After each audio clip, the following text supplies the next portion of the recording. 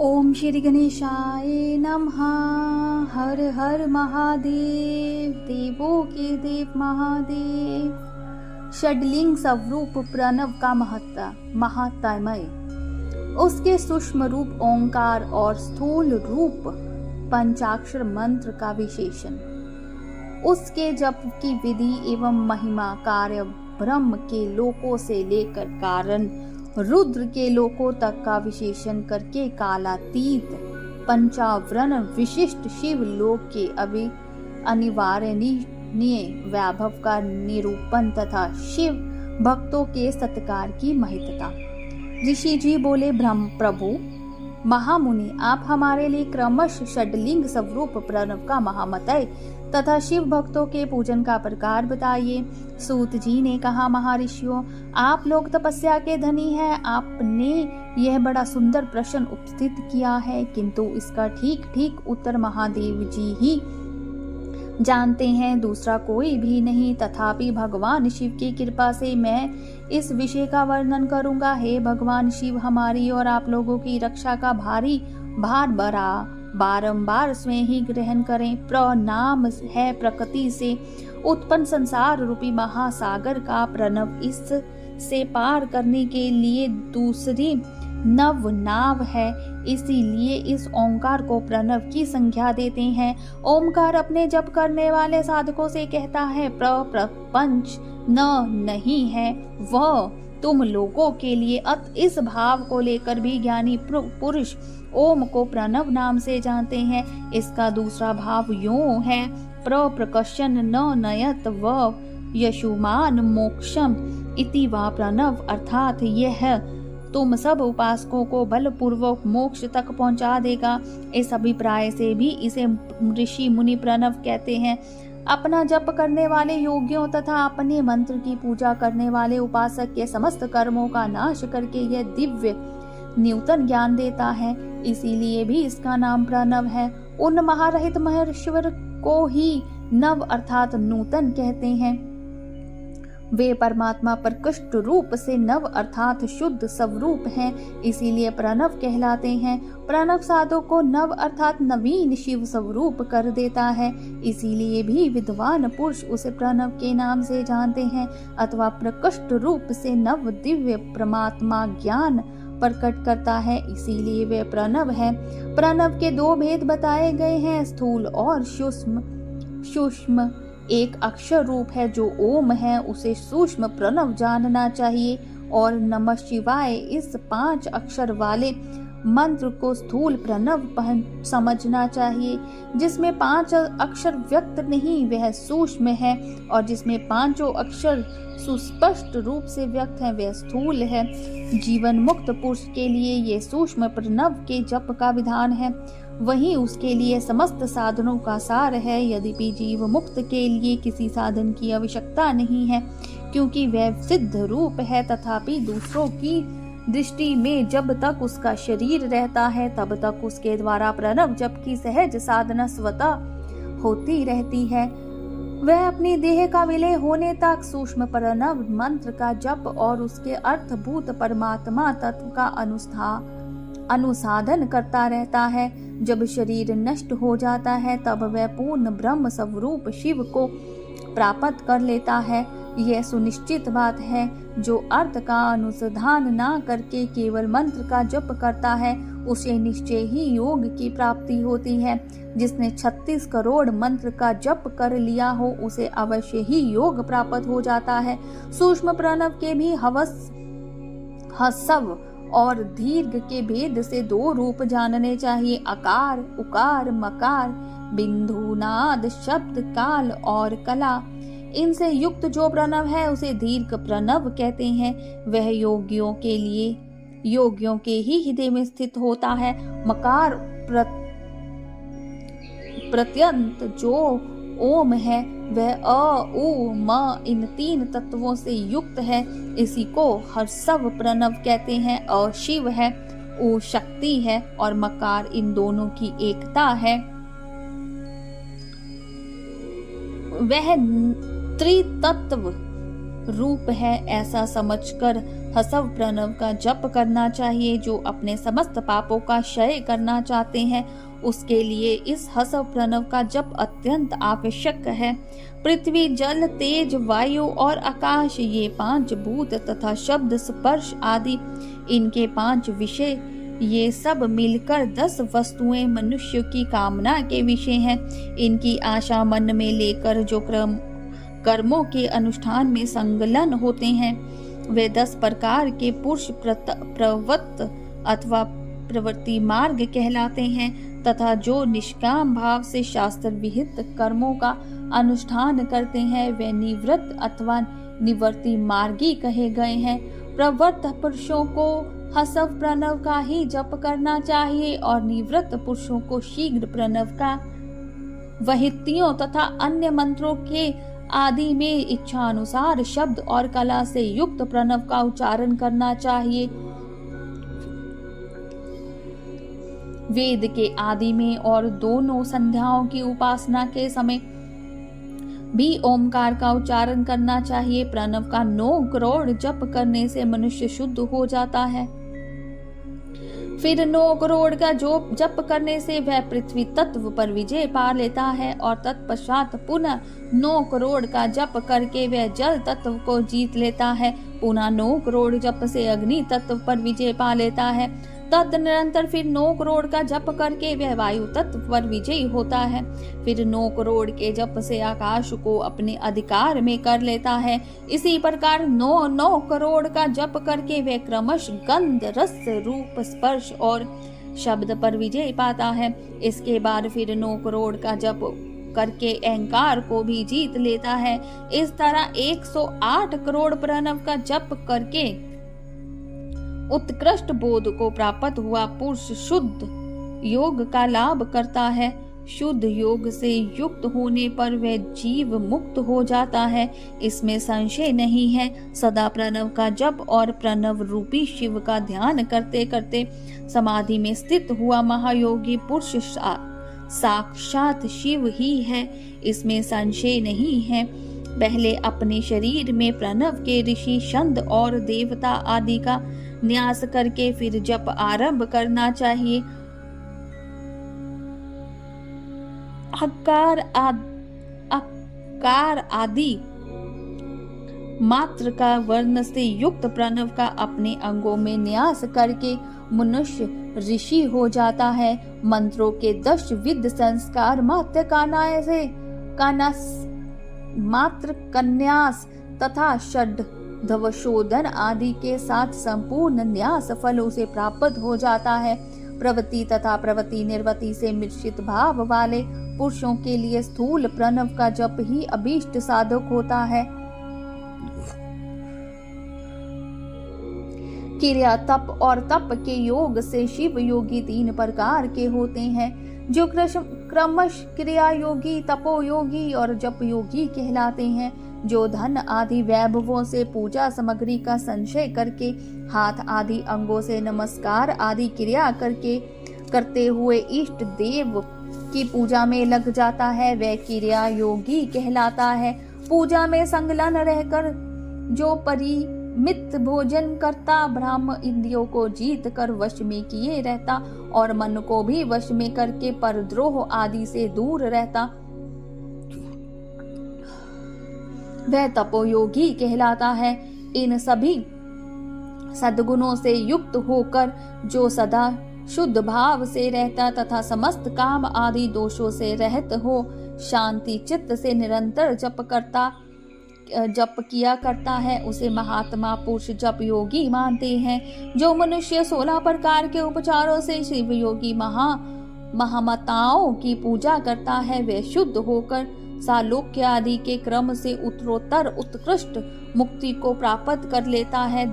दिजो, अब मैं जप योग का वर्णन करता हूँ, तुम सब लोग ध्यान देकर सुनो। तपस्या करने वाले के लिए जप का उपदेश किया गया है, क्योंकि वह जप करते करते अपने आप को स्वतः शुद्ध निष्पाप कर लेता है। ब्राह्मणों, पहले नमः पद हो, उसके बाद चतुर्थी विभक्ति में शिव शब्द हो तो पंच तत्व नामक नमः शिवाय मंत्र होता है। इसे शिव पंचाक्षर कहते हैं। यह स्थूल प्रणव रूप है। इसे पंचाक्षर के जप से ही मनुष्य संपूर्ण सिद्धियों को प्राप्त कर लेता है। पंचाक्षर मंत्र के आदि में ओंकार लगाकर ही सदा उसका जप करना चाहिए। द्विजों, गुरु के मुख से पंचाक्षर मंत्र का उपदेश पाकर जहाँ सुख पूर्वक निवास किया जा सके, ऐसी उत्तम भूमि पर महीने के पूर्व पक्ष शुक्ल में प्रतिपदा से आरंभ करके कृष्ण पक्ष की चतुर्दशी तक निरंतर जप करता रहे। माघ और भादो के महीने अपना विशिष्ट महत्व रखते हैं। यह समय सब समयों से उत्तमोत्तम माना गया है। साधक को चाहिए कि वह प्रतिदिन एक बार परिमित भोजन करे, मौन रहे, इंद्रियों को वश में रखे, अपने स्वामी एवं माता पिता की नित्य सेवा करे। इस नियम से रहकर जप करने वाला पुरुष 1 सहस्त्र जप से ही शुद्ध हो जाता है, अन्यथा वह ऋणी होता है। भगवान शिव का निरंतर चिंतन करते हुए पंचाक्षर मंत्र का 5 लाख जप करें। जप काल में इस प्रकार ध्यान करें, कल्याणदाता भगवान शिव कमल के आसन पर विराजमान है। उनका मस्तक श्री गंगा जी तथा चंद्रमा की कला से सुशोभित है। उनकी बाईं जांघ पर आदि शक्ति भगवती उमा बैठी हैं। वहां खड़े हुए बड़े बड़े गण भगवान शिव की शोभा बढ़ा रहे हैं। महादेव जी अपने 4 हाथों में मृग, मृदा, टंक तथा वर एवं अभय की मुद्राएं धारण किए हुए हैं। इस प्रकार सदा सब पर अनुग्रह करने वाले भगवान सदा शिव का बारंबार स्मरण करते हुए हृदय अथवा सूर्य मंडल में पहले उनकी मानसिक पूजा करके फिर पूर्वाभिमुख हो पूर्वर्तक पंचाक्षरी विद्या का जप करें। महादेव। उन दिनों साधक सदा शुद्ध कर्म ही करे और दुष्कर्म से बचा रहे। जप की समाप्ति के लिए कृष्ण पक्ष की चतुर्दशी को प्रातःकाल नित्य कर्म करके शुद्ध एवं सुंदर स्थान में शौच, संतोषादि नियमों से युक्त हो शुद्ध हृदय से पंचाक्षर मंत्र का 12 सहस्त्र जप करे। तत्पश्चात 5 सपत्नीक ब्राह्मणों का जो श्रेष्ठ एवं शिव भक्त हो वरण करें। इनके अतिरिक्त एक श्रेष्ठ आचार्य प्रणव का भी वरण करें और उसे सामंत सदाशिव का स्वरूप समझे। ईशान तत्पुरुष, अघोर, वामदेव तथा सदोजात इन 5 के प्रतीक स्वरूप 5 ही श्रेष्ठ और शिव भक्त ब्राह्मणों का वर्ण करके पश्चात पूजन सामग्री को एकत्रित करके भगवान शिव का पूजन आरंभ करें। विधि पूर्वक शिव की पूजा संपन्न करके होम आरंभ करें। अपने गृह सूत्र के अनुसार सुखांत कर्म करके अर्थात परिसमोहन, उपलेपन, उल्लेखन, मृग उद्धरण और अभ्यूषण इन 5 भू संस्कारों के पश्चात वेदी पर स्वाभिमुख अग्नि को स्थापित करके कुशकंडिका के अनंतर प्रज्वलित अग्नि में अजज्ञ भागांत आहुति देकर प्रस्तुत होम का कार्य आरंभ करें। कपिला गाय के घी से 11, 100 अथवा 101 अथवा 1001 आहुतियां स्वयं ही दे दें, अथवा विद्वान पुरुष शिव भक्त ब्राह्मणों से 108 आहुतियां दिलाएं। होम क्रम समाप्त होने पर गुरु को दक्षिणा के रूप में 1 गाय और 1 बैल देने चाहिए। ईशान आदि के प्रतीक रूप जिन 5 ब्राह्मणों का वर्ण किया गया हो उनको ईशान आदि का स्वरूप ही समझें तथा आचार्यों को सांबद सदाशिव का स्वरूप माने। इसी भावना के साथ उन सब के चरण धोएं और उनके चरणोदक से अपने मस्तक को सींचे। ऐसा करने से वह साधक अगणित तीर्थों से तत्काल स्नान करने का फल प्राप्त कर लेता है। उन ब्राह्मणों को भक्ति पूर्वक दशांश अन्न देना चाहिए। गुरु पत्नी को प्राशक्ति मानकर उनका भी पूजन करें। ईशान आदि कर्म से उन सभी ब्राह्मणों का उत्तम अन्न से पूजन करके अपने वैभव विस्तार के अनुसार रुद्राक्ष, वस्त्र, बड़ा और पुआ आदि अर्पित करें। तदनंतर दिग्पालों दिक्पालदिकों बलि देकर ब्राह्मणों को भरपूर भोजन कराएं। इसके बाद देवेश्वर शिव से प्रार्थना करके अपना जप समाप्त करें। इस प्रकार पुरुष चरण करके मनुष्य उस मंत्र को सिद्ध कर लेता है। फिर 5 लाख जप करने से समस्त पापों का नाश हो जाता है। तदनंतर पुनः 5 लाख जप करने पर अतल से लेकर सत्यलोक तक 14 भुवनों पर क्रमश अधिकार प्राप्त हो जाता है। यदि अनुष्ठान पूर्ण होने के पहले बीच में ही साधक की मृत्यु हो जाए तो वह परलोक में उत्तम भोग भोगने के पश्चात पूर्ण पृथ्वी पर जन्म लेकर पंचाक्षर मंत्र के जप का अनुष्ठान करता है। समस्त लोकों का ऐश्वर्य पाने के पश्चात वह मंत्र को सिद्ध करने वाला पुरुष यदि पूर्ण 5 लाख जप करे तो उसे ब्रह्मा जी का सामयी प्राप्त होता है। पुनः 5 लाख जप करने से सारूप्य नामक ऐश्वर्य प्राप्त होता है। 100 लाख जप करने से वह साक्षात ब्रह्म के समान हो जाता है। इस तरह कार्य ब्रह्म हिरण्यगर्भ का संयुज प्राप्त करके वह उस ब्रह्मा का प्रलय होने तक उस लोक में यथेष्ट भोग भोगता है। फिर दूसरे कल्प का आरंभ होने पर वह ब्रह्मा जी का पुत्र होता है। उस समय फिर तपस्या करके दिव्य तेज से प्रकाशित हो वह क्रमश मुक्त हो जाता है। पृथ्वी आदि कार्य स्वरूप भूतों द्वारा पाताल से लेकर सत्य लोक प्रतन ब्रह्मा जी के 14 लोक क्रमश निर्मित हुए हैं। सत्य लोक से ऊपर क्षमा लोक तक जो 14 भुवन हैं वे भगवान विष्णु के लोक हैं। क्षमा लोक से ऊपर शुचि लोक पर्याप्त 28 भुवन स्थित हैं। शुचि लोक के अंतर्गत कैलाश में प्राणियों का संहार करने वाले रुद्रदेव विराजमान हैं। शुचि लोक से ऊपर अहिंसा लोक पर्याप्त 56 भुवनों की स्थिति है। अहिंसा लोक का आश्रय लेकर जो ज्ञान कैलाश नामक नगर शोभा पाता है उसमें कार्यभूत महेश्वर सबको अदृश्य करके रहते हैं। अहिंसा के लोक में अंत में काल चक्र की स्थिति है। यहाँ तक महेश्वर के विराट स्वरूप का वर्णन किया गया है। वहीं तक लोकों का तिरोधान अथवा लय होता है। उससे नीचे कर्मों का भोग है और उससे ऊपर ज्ञान का भोग। उसके नीचे कर्म माया है और उसके ऊपर ज्ञान माया। अब मैं कर्म माया और ज्ञान माया का तात्पर्य बता रहा हूँ। माँ का अर्थ है लक्ष्मी। उससे कर्म भोग यात प्राप्त होता है, इसीलिए वह माया अथवा कर्म माया कहलाती है।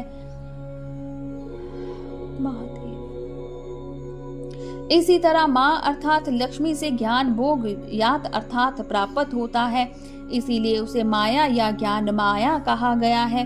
उपयुक्त सीमा से नीचे नश्वर भोग है और ऊपर नित्य भोग। उससे नीचे ही तिरोधान अथवा लय है, ऊपर नहीं।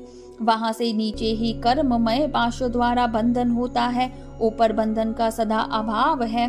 उससे नीचे ही जीव सकाम कर्मों का अनुसरण करते हुए विभिन्न लोकों और योनियों में चक्कर काटते हैं। उससे ऊपर के लोकों में निष्काम कर्म का ही भोग बताया गया है। बिंदु पूजा में तत्पर रहने वाले उपासक वहां से नीचे के लोकों में ही घूमते हैं। उसके ऊपर तो निष्काम भाव से शिवलिंग की पूजा करने वाले उपासक ही जाते हैं, जो एकमात्र शिव की ही उपासना में तत्पर हैं। वे उससे ऊपर के लोकों में जाते हैं। वहां से नीचे जीव कोटि है और ऊपर ईश्वर कोटि महादेव। नीचे संसारी जीव रहते हैं और ऊपर मुक्त पुरुष रहते हैं। नीचे कर्म लोक है और ऊपर ज्ञान लोक है। ऊपर मद और अहंकार का नाश करने वाली निमरता है। वहां जन्म जनित तिरोधान नहीं है। उसका निवारण किए बिना वहां किसी का प्रवेश संभव नहीं है। इस प्रकार तिरोधान का निवारण करने से वहां ज्ञान शब्द का अर्थ ही प्रकाशित होता है। आदि भौतिक पूजा करने वाले लोग उससे नीचे के लोकों में ही चक्कर काटते हैं। जो आध्यात्मिक उपासना करने वाले हैं वो उसको वे ही उससे ऊपर जाते हैं।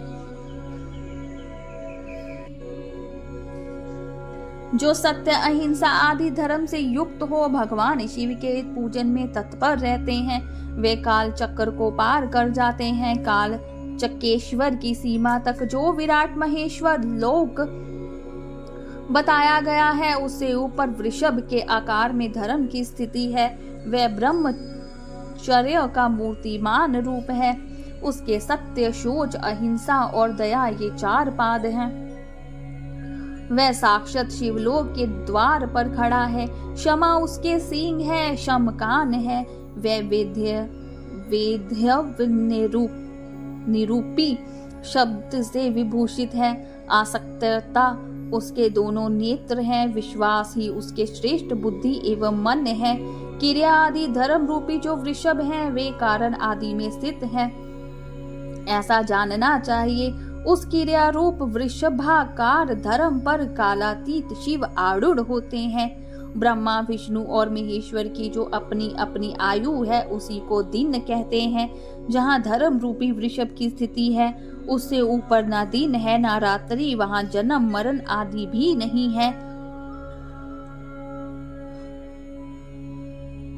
वहाँ फिर से कारण स्वरूप ब्रह्मा के कारण सत्यलोक पर्याप्त 14 लोक स्थित हैं, जो 5 भौतिक गंध आदि से परे हैं। उनकी सनातन स्थिति है। सूक्ष्म गंध ही उनका स्वरूप है। उनसे ऊपर फिर कारण रूप विष्णु के 14 लोक स्थित हैं। उनमें भी ऊपर फिर कारण रूपी रुद्र के 28 लोकों की स्थिति मानी गई है। फिर उनसे भी ऊपर कारेनेश शिव के 56 लोक विद्यमान है। तदनंतर शिव समस्त ब्रह्मचर्य लोक हैं और वहीं 5 आवरणों से युक्त ज्ञानमय कैलाश है, जहाँ 5 मंडलों, 5 ब्रह्म कलाओं और आदि शक्ति से संयुक्त आदि लिंग प्रतिष्ठित हैं। उसे परमात्मा शिव का शिवालय कहा गया है। वही पराशक्ति से युक्त परमेश्वर शिव निवास करते हैं। वे सृष्टि, पालन, संहार, तिरोभाव और अनुग्रह इन 5 कृत्यों में प्रवीण है। उनका श्री विग्रह सच्चिदानंद स्वरूप है। वे सदा ध्यान रूपी धर्म में ही स्थित रहते हैं और सदा सब पर अनुग्रह करते हैं। वे सवात्मा राम है और समाधि रूप आसन पर आसीन हो नित्य विराजमान होते हैं। कर्म एवं ध्यान आदि का अनुष्ठान करने से क्रमश साधन पथ में आगे बढ़ने पर उनका दर्शन साध्य होता है।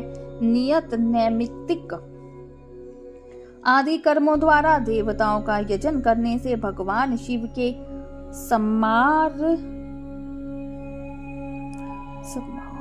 समाराधन कर्म में मन लगता है। क्रिया आदि जो शिव संबंधी कर्म है, उनके द्वारा शिव ज्ञान सिद्ध करें। जिन्होंने शिव तत्व का साक्षात्कार कर लिया है अथवा जिन पर शिव की कृपा दृष्टि पड़ चुकी है, वे सब मुक्त ही हैं, इसमें संशय नहीं है। आत्म स्वरूप से जो स्थिति है वह मुक्ति है। एकमात्र अपने आत्मा में रमन या आनंद का अनुभव करना ही मुक्ति का स्वरूप है। जो पुरुष क्रिया, तप, जप, ज्ञान और ध्यान रूपी धर्मों में भली भांति स्थित है, वह शिव का साक्षात्कार करके स्वाताराम स्वरूप मोक्ष को भी प्राप्त कर लेता है। जैसे सूर्य देव अपनी किरणों से अशुद्धि को दूर कर देते हैं, उसी प्रकार कृपा करने से कुशल भगवान शिव अपने भक्त के अज्ञान को मिटा देते हैं। अज्ञान की निवृत्ति हो जाने पर शिव ज्ञान स्वतः प्रकट हो जाता है। शिव ज्ञान से अपना विशुद्ध स्वरूप आत्मा राम तत्व प्राप्त होता है और आत्मा राम तत्व की सम्यक सिद्धि हो जाने पर मनुष्य कृत्य हो जाता है। महादेव। इस तरह जहाँ जो कुछ बताया गया है वह पहले मुझे गुरु परंपरा से प्राप्त हुआ था। तत्पश्चात मैंने पूर्ण नंदीश्वर के मुख से इस विषय को सुना था। नंदी स्थान से परे जो स्वयं वेद शिव वैभव है, उसका अनुभव केवल भगवान शिव को ही है। साक्षात शिवलोक के उस वैभव का ज्ञान सबको शिव की कृपा से ही हो सकता है, अन्यथा नहीं, ऐसा आसिक्त पुरुषों का कथन है। साधक को चाहिए कि वह 5 लाख जप करने के पश्चात भगवान शिव की प्रसन्नता के लिए महाभिषेक एवं नैवेद्य निवेदन करके शिव भक्तों का पूजन करे। भक्त की पूजा से भगवान शिव बहुत प्रसन्न होते हैं। शिव और उनके भक्त में कोई भेद नहीं है, वह साक्षात शिव स्वरूप ही है। शिव स्वरूप मंत्र को धारण करके वह शिव ही हो गया रहता है। शिव भक्त का शरीर शिव रूप ही है, अतः उसकी सेवा में तत्पर रहना चाहिए। जो शिव के भक्त हैं वे लोक और वेद की सारी क्रियाओं को जानते हैं। जो क्रमश जितना जितना शिव मंत्र का जप कर लेता है, उसके शरीर को उतना शिव का समय प्राप्त हो जाता है। हर हर महादेव। उसमें संशय नहीं है। शिव भक्त स्त्री का रूप देवी पार्वती का ही स्वरूप है। वह जितना मंत्र जपती है उसे उतना ही देवी का सानिध्य प्राप्त हो जाता है। साधक स्वयं शिव स्वरूप होकर पराशक्ति का पूजन करें। शक्ति वेद तथा लिंग का चित्र बनाकर अथवा मिट्टी आदि से इनकी आकृति का निर्माण करके प्राण प्रतिष्ठा पूर्वक निष्कपट भाव से इनका पूजन करे।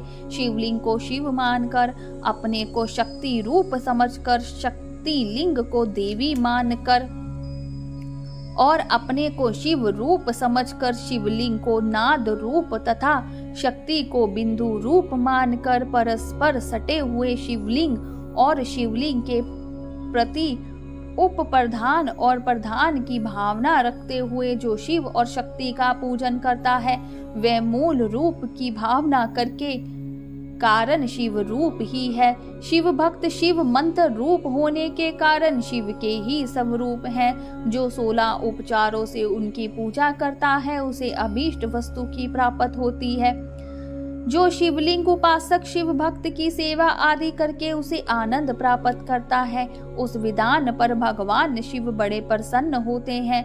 5, 10 या 100 सपत्निक शिव भक्तों को बुलाकर भोजन आदि के द्वारा पत्नी सहित उनका सदैव समादर करें। धन में, देह में और मंत्र में शिव भावना रखते हुए उन्हें शिव और शक्ति का स्वरूप जानकर निष्कपट भाव से उनकी पूजा करें। ऐसा करने वाला पुरुष इस भूतल पर फिर जन्म नहीं लेता।